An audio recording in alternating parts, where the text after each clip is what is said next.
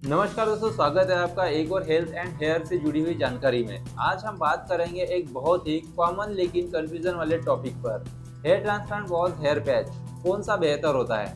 अगर आपके भी बाल झड़ चुके हैं या गंजापन बढ़ रहा है तो ये वीडियो आपके लिए बहुत ही गाइडेंस वाला होने वाला है।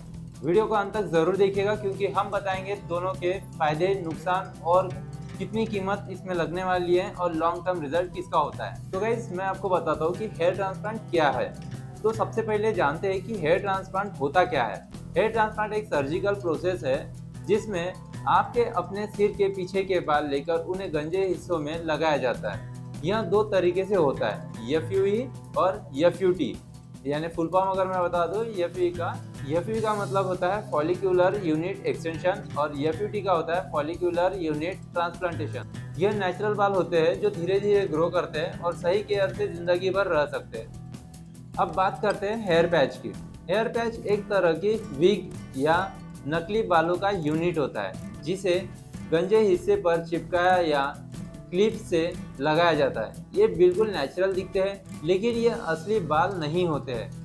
आप इनसे तुरंत गंजापन छिपा सकते हैं बिना किसी सर्जरी किए। हेयर पैच लगवाना आसान और सस्ता होता है लेकिन इसमें बार बार मेंटेनेंस की ज़रूरत होती है। देखिए दोस्तों, हेयर ट्रांसप्लांट जो है ये सर्जिकल है और हेयर पैच जो है ये नॉन सर्जिकल है।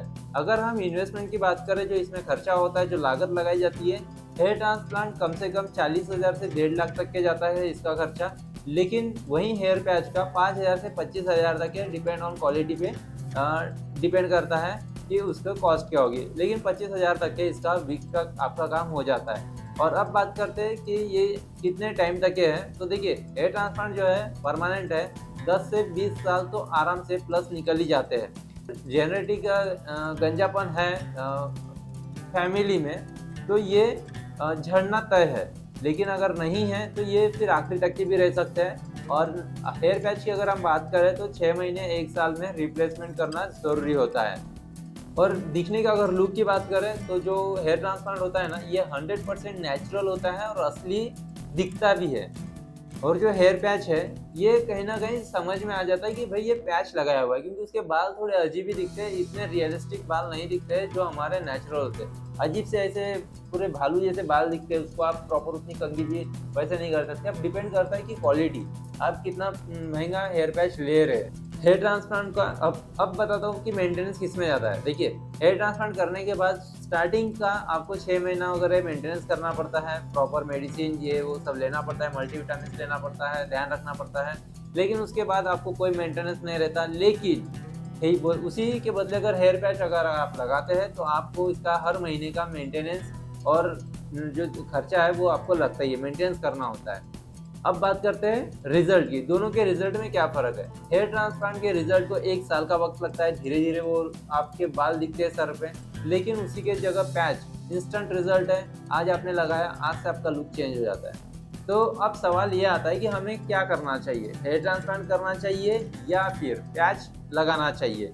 तो देखिए, इसके बारे में मैं आपको थोड़ा सा और कन्फ्यूज़न आपका जो है डाउट दूर कर देता हूँ। अगर आपकी उम्र कम है, गंजापन शुरुआती स्टेज पर है और आप लॉन्ग टर्म सॉल्यूशन चाहते हैं तो हेयर ट्रांसप्लांट आपके लिए बेहतर है। अगर आप तुरंत लुक बदलाव करना चाहते हैं, सर्जरी नहीं करना चाहते या बजट कम है तो हेयर पैच आपके लिए एक अस्थायी लेकिन अच्छा ऑप्शन हो सकता है। दोनों का फैसला आपकी स्थिति, बजट और कंफर्ट के हिसाब से होना चाहिए। और आखिरी बात, हेयर पैच और हेयर ट्रांसप्लांट दोनों ही गंजेपन से लड़ने का विकल्प है। फर्क सिर्फ इतना है कि एक शॉर्ट टर्म है और दूसरा लॉन्ग टर्म है।